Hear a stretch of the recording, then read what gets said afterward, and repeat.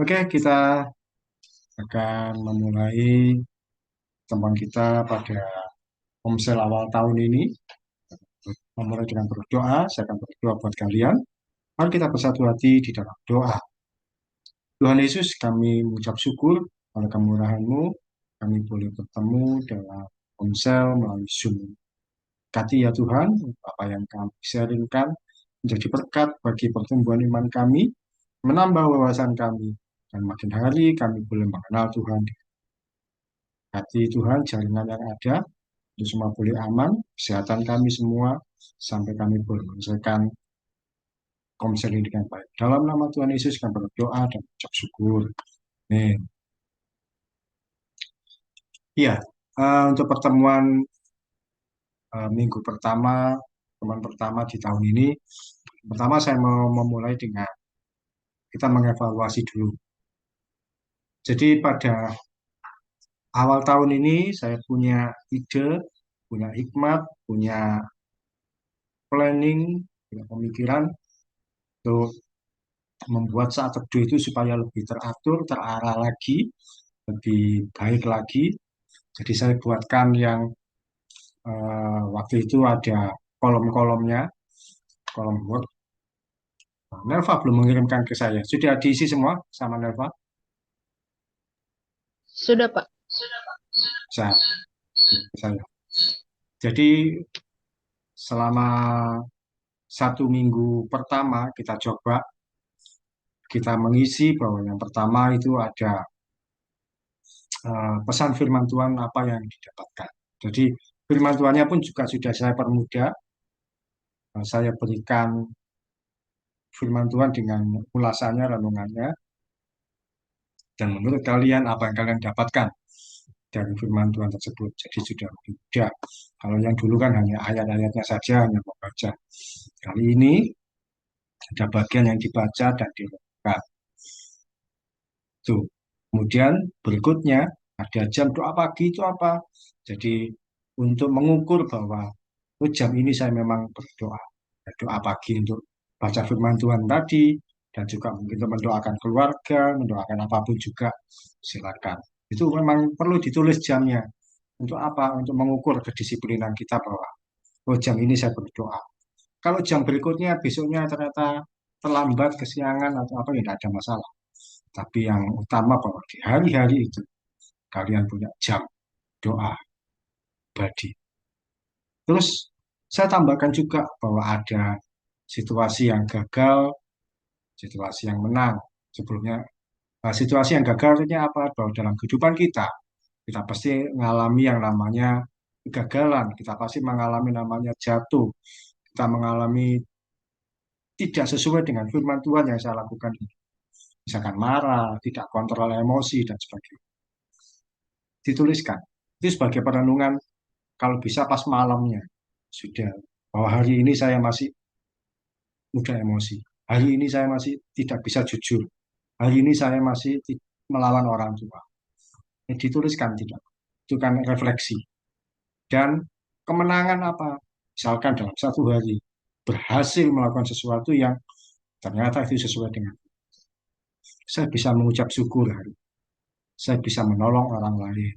Atau saya bisa berkata jujur. Tidak ada apa-apa. Itu adalah bagian dari refleksi atau kita mengoreksi diri. Nah, saya berikan contoh dari yang punya teman yang lain,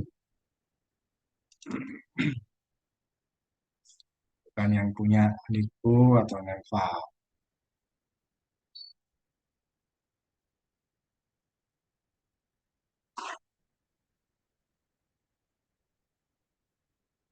Ya,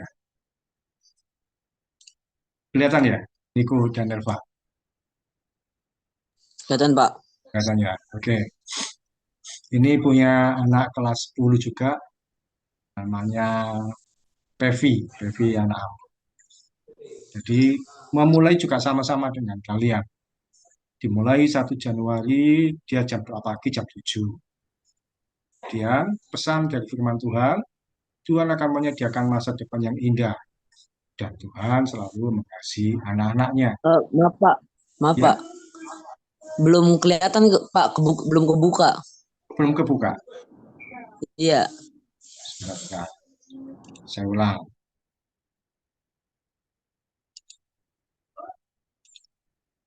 Saya ulang.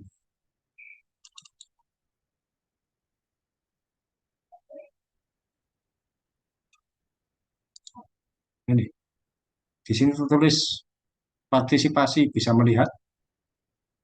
Sudah? Belum? belum Pak. Oke, tuh. Tadi ada partisipan can see, belum muncul ya? Muncul,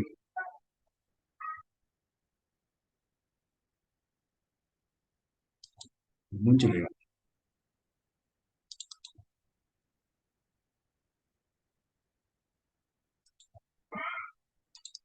Belum muncul. Sebentar, sebentar, sebentar. Oh, saya stop. Saya ganti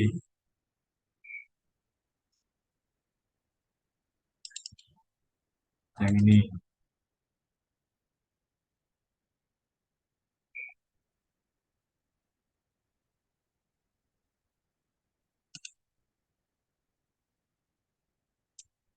Ini belum muncul juga ya sekarang ya? Belum Pak. Belum. Gimana munculkan? Dan sudah terlihat. Nggak apa-apa Pak, bacain aja. Oh ya, oke oke. Saya bacakan saja. Ya, ini ada satu kali dia gagal. Gagalnya di tanggal 1 Januari, sering marah-marah. Kemenangannya tidak ada, tidak dituliskan. Hari Selasa, jam 2 pagi, jam 6.30. Pesan Tuhan yang didapat dari firman Tuhan, Tuhan akan memulihkan kehidupan kita akan semakin indah. Semua akan digenapi, yaitu sesuai dengan cak. Kegagalannya masih sering marah-marah. Kemenangannya belum ada. Hari Rabu, jam 2 paginya lebih pagi lagi, jam 6.22. Pesan Tuhan, kunci kesuksesan adalah percaya dan selalu berpegang teguh pada firman-Nya. Merenungkan firman Tuhan siang dan malam. Ini yang waktu itu Yosua 1 ayat 8. Gagalnya masih sering marah dan pada kemenangannya. Hari Kamis 4 Januari 6.30 jam doanya. Dia eh, pesan Tuhan bahwa tangan Tuhan tidak pernah lalai dalam kehidupan kita. Kemudian kemenangannya, gagalnya tidak ada, kemenangannya belajar selalu berpegang teguh sama Tuhan. Selalu mengucapkan syukur kepada Tuhan dalam segala hal. Hari Jumat kemarin, dia jam 2 pagi, jam 5.30, eh, tema firman Tuhannya yang pesan Tuhan yang dapat, jangan salah memilih pasangan, dan jangan menukar iman atau menjual Tuhan dengan hasrat hati atau kehendak daging. Kegagalannya adalah sering marah-marah. Dia masih muda marah-marah. Ya, itu yang eh, contoh dari saat teduh dari Pevi. Kemudian sebentar, bisa coba tampilkan lagi. Sudah Nah, udah kelihatan ya? kelihatan nih Pak. Ah, ini kelihatan ya? Oh iya. Udah. Nah, ini dari namanya Sinta. Jam 2 pagi 1 Januari dia tidak sempat nulis, tapi pesan Tuhannya, Tuhan selalu memberi harapan-harapan baru yang membuat saya harus semangat menjalani. Kegagalannya adalah eh, gagal hari ini tidak doa pagi ya, makanya nggak ditulis jam. Tidak patuh orang tua, marah-marah. Ya, kegagalan yang dia sampaikan dengan jujur. Kemenangannya hari itu bisa menolong orang lain, bisa bersyukur.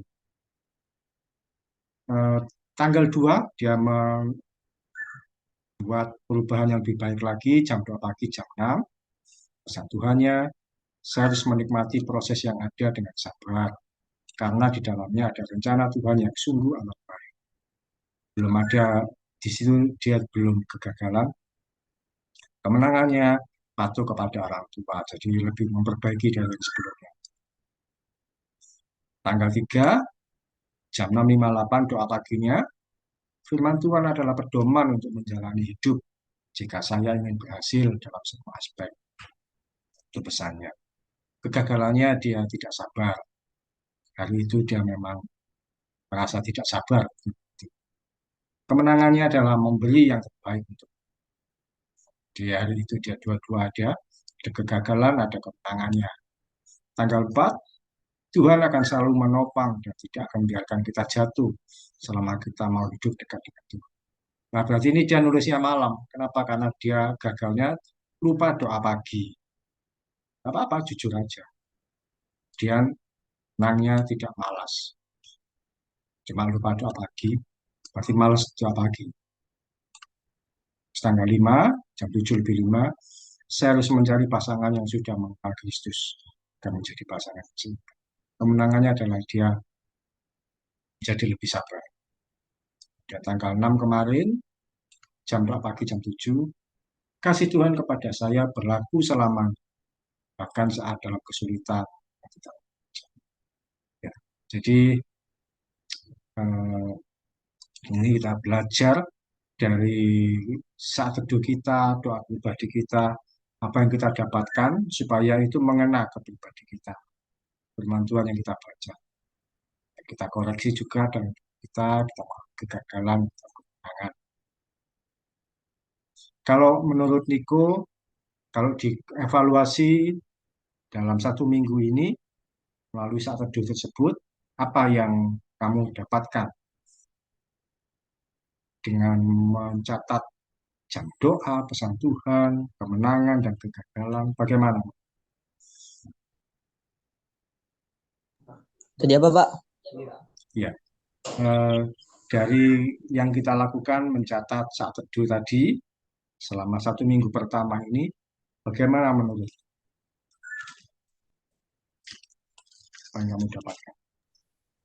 Eh, Situasi berbeda dari sebelumnya atau bagaimana? Mengalami situasi yang berbeda sih dari sebelumnya. Bisa catat apa masalah yang datang pada kita gitu. Tiba-tiba kayak suka marah-marah, bisa kita catat, kita bisa kita ungkapkan. Ya, jadi mencatat ini seperti kita ini sedang bercermin. Jika malam, terus, oh iya ternyata saya hari ini masih suka marah-marah. Saya hari ini masih suka membantah orang. Jadi menjadi koreksi bagi kita sendiri. Akhirnya apa? Kita tidak lagi mudah menyalahkan orang lain, tapi koreksi. Ya, saya masih. Kalaupun sedang ada masalah dengan orang tua, ketika malam koreksi diri sendiri, ya, saya juga ada salahnya. Akhirnya kan kita bisa mengoreksi. Tapi ketika berhasil pun juga demikian. Saya bisa mengucap syukur. Atau saya bisa menolong orang lain ternyata. Pun cuma sederhana yang bisa saya lakukan. Jadi saat teduh ini menjadi sarana kita untuk evaluasi dan kalau menurut Melva bagaimana yang kita kerjakan selama 1 minggu pertama ini? eh, bisa lebih kita kayak bisa lebih bisa mengatur waktu dan lebih kayak mengerti firman Tuhan yang direnungkan. Terus kita juga kayak yang Niko bilang tadi bisa lebih mengevaluasi diri setiap hari kayak hari ini ngelakuin apa aja, terus apa yang didapat dari renungan firman Tuhan gitu. Ya, terima kasih. Di kita belajar supaya kehidupan kita ini makin terarah. Semua tentu ada ukurannya. Iman kita juga harus diukur supaya terarah. Walaupun yang namanya ukuran yang dibuat manusia tentu banyak kelemahannya. Tapi kita tentu mencoba. Sama seperti ketika kita sekolah, ukurannya tentu dari nilai. Bahwa kita berhasil menyelesaikan UAS matematika dengan baik, seorang dinilai menyelesaikan pelajaran matematika dengan baik karena nilainya sudah mencapai 9, mencapai nilai yang sempurna, misalkan 95 misalkan dinilainya, nilai UAS-nya. Walaupun belum tentu nilai 95 itu adalah berarti dia benar-benar menguasai. Mungkin kebetulan saja karena pilihan ganda dia bisa. Tapi ya namanya kehidupan perlu ada pengukurannya, ada alat ukur. Jadi walaupun semua belum tentu sempurna, tapi kita mencoba untuk mengukur. Demikian juga dengan iman kita perlu diukur bahwa cara mengukur iman kita, terus saya dengan membaca firman Tuhan, bisa mengerti. Oke, ya ada waktu sedikit kita coba belajar firman Tuhan untuk hari ini. Nanti setelah itu akan berikutnya saya share untuk yang minggu kedua. Kita coba lakukan lagi untuk minggu berikut. Ini saya share di mana ya tadi saya buat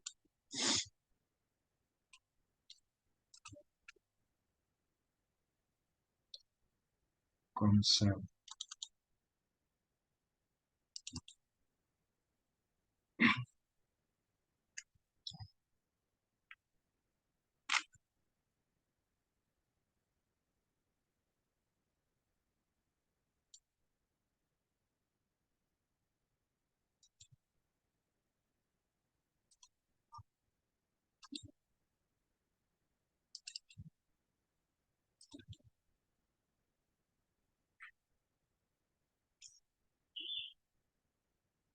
Ya, kelihatan yang saya share ini? Belum, Pak. Belum ya? Masih dalam bentuk folder. Oh ya, masih proses. Oke, tidak apa-apa sambil berjalan nanti kalau muncul terlihat sampaikan saja. Kita awali dengan kita belajar mengenai masa depan dan harapan. Kita buka Amsal 23 ayat 18. Nah, tolong Nelva bacakan Amsal 23 ayat 18. Sebentar, Pak. Amsal 23 ayat 18.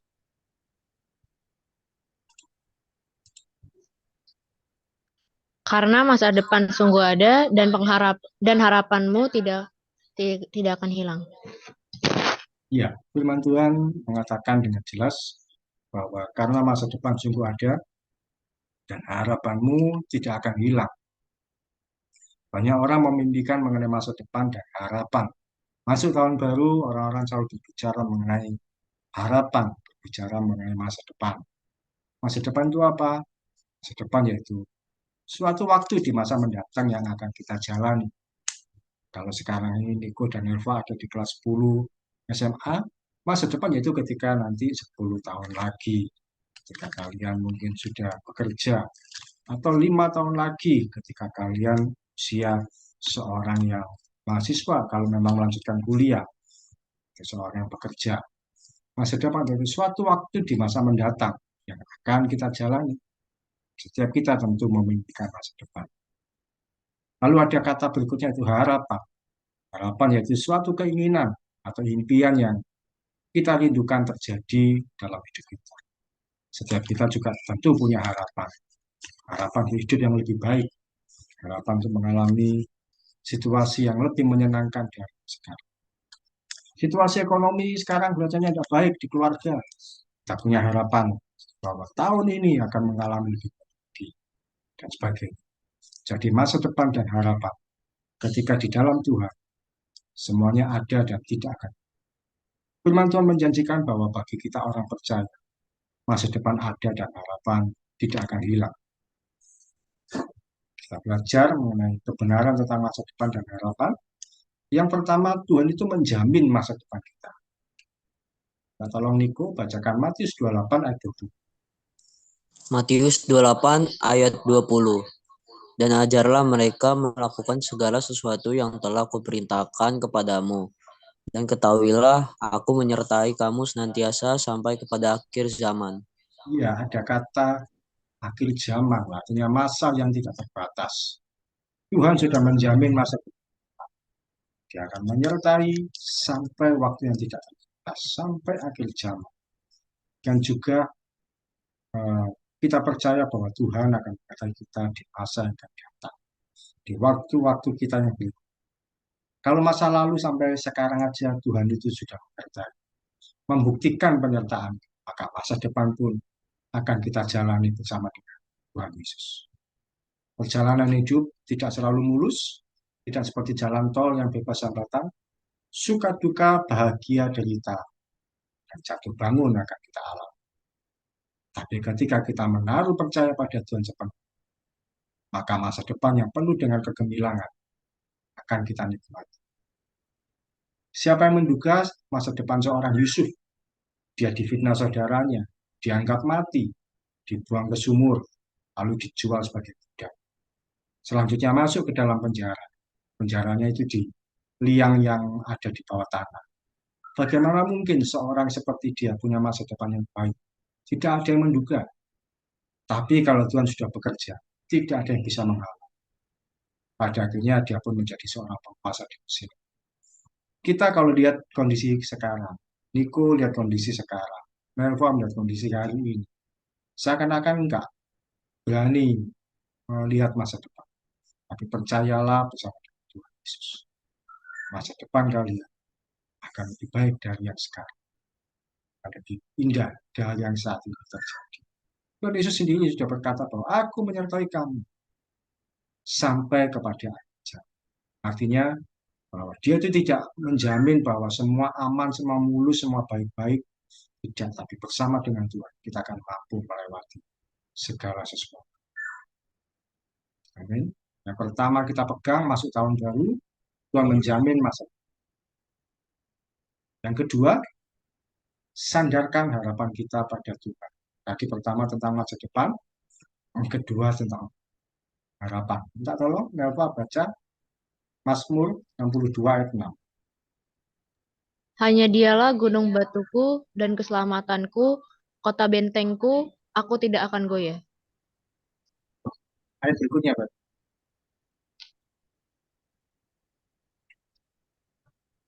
Oh, ayat yang sebelumnya.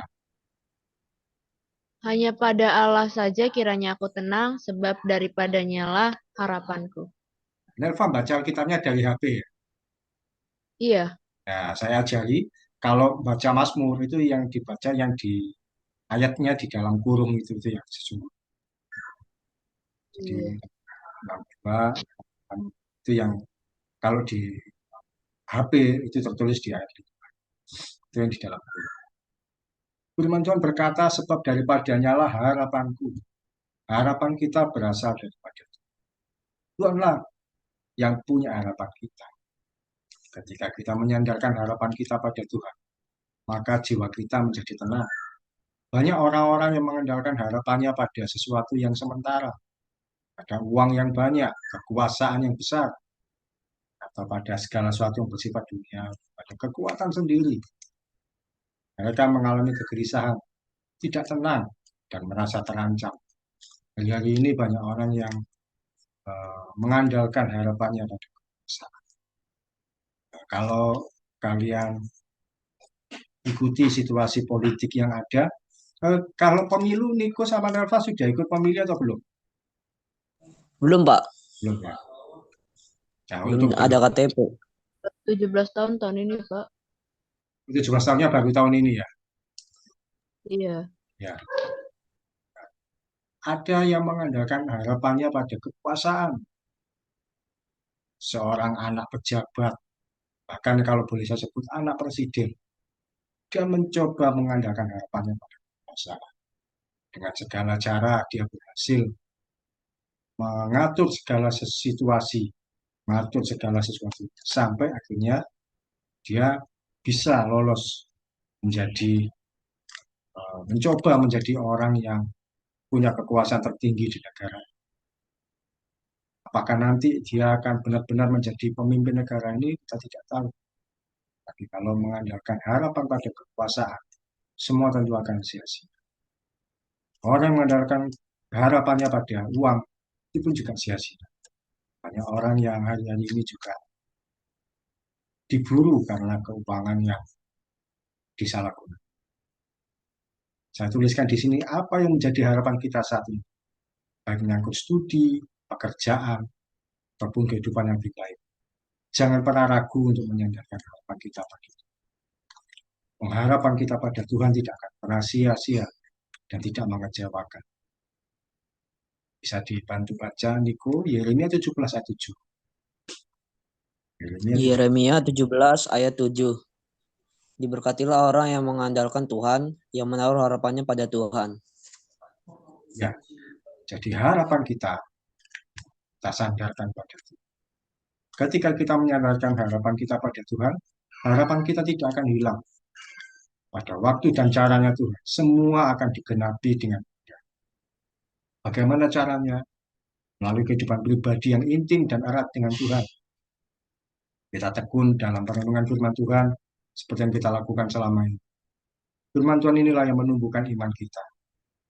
Ketika iman kita bertumbuh, harapan kita pun satu kali akan terjadi. Tergenap. Di sini saya tambahkan, penghambat terjadinya masa depan dan harapan yang cerah, itu keraguan-keraguan. Teman-teman mengatakan kalau kita bimbang, nah, tidak terjadi seperti yang kita doakan. Atau cara hidup yang salah. Cara hidup yang salah itu bagaimana? Misalkan seseorang sudah tahu firman Tuhan dengan baik, masa depannya aman tangan Tuhan, harapannya juga. Tapi cara hidupnya salah, makan berlebihan, jadi sakit, akhirnya ya umurnya tidak panjang. Atau melakukan dosa.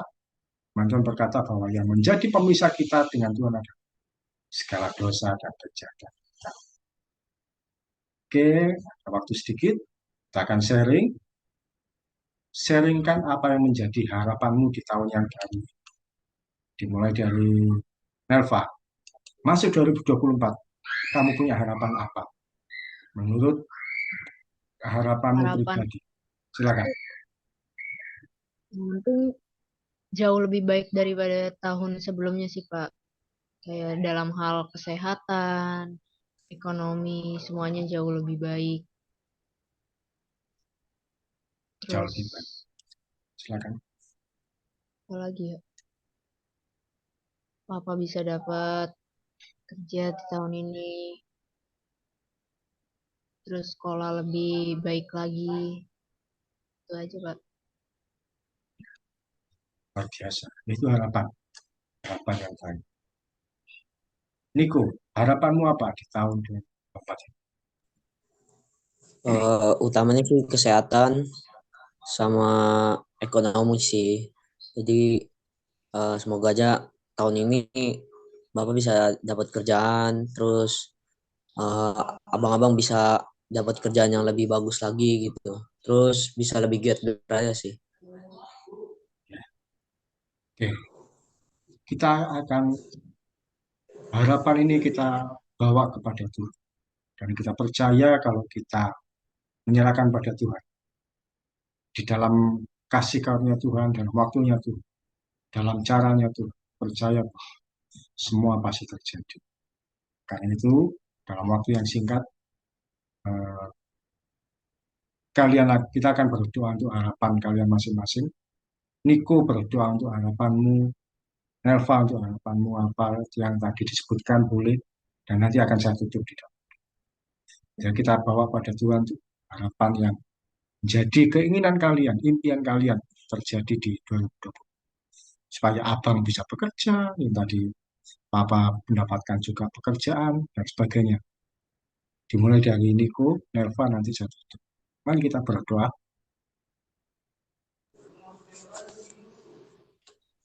Tuhan Yesus berkati Tuhan. Berkati supaya di tahun ini bisa menjadi lebih baik lagi Tuhan. Diberi kesehatan untuk mama, untuk Bapak dan keluarga ya Tuhan semuanya. Berkati juga supaya tahun ini ekonomi kami bisa meningkat ya Tuhan.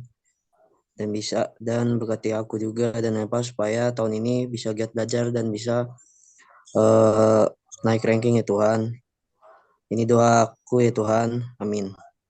Silakan Elva. Tuhan, untuk tahun ini, untuk tahun 2023 yang telah berlalu, Tuhan telah memasuki tahun yang baru ini, kiranya tahun ini bisa menjadi tahun yang lebih baik lagi dari tahun sebelum-sebelumnya Tuhan.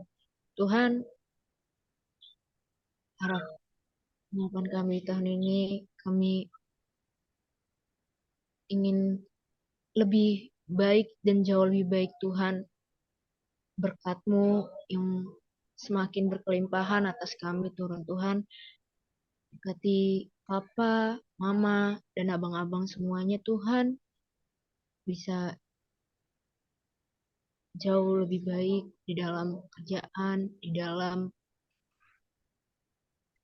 dalam kerohanian denganmu Tuhan Yesus. Terima kasih ya Bapak. Amin. Tuhan Yesus, kami mengucap syukur untuk pertemuan pada siang hari. Kau mendengar apa yang menjadi doa dan harapan mereka Tuhan, dan kami percaya dalam belas kasihan Tuhan, Kau memulihkan Tuhan, dengar, menjawab, dan memberkati apa yang menjadi kerinduan mereka, terutama untuk keluarga mereka Tuhan. Untuk kedua orang tuanya, untuk abang-abangnya, untuk kondisi ekonomi lebih baik lagi ya Tuhan, dan memberkati ya Tuhan. Memberkati juga studi dari anak-anakmu, Niko dan Eva, untuk berprestasi dan lebih baik lagi. Karena kami percaya masa depan mereka sungguh ada, terjamin di tangan Tuhan. Dan harapan di tangan Tuhan tidak akan pernah sia-sia. Harapan mereka pasti tergenapi dengan sebagainya. Terima kasih Tuhan Yesus, kami serahkan segala sesuatu dan mengucap syukur untuk pertemuan hari ini, kiranya menjadi berkat bagi kami semua dan berkenan di hadapan Tuhan. Dalam nama Tuhan Yesus kami berdoa dan mengucap syukur. Amin. Terima kasih Niko dan Eva. Sampai jumpa minggu depan. Terima kasih Pak. Terima kasih Pak.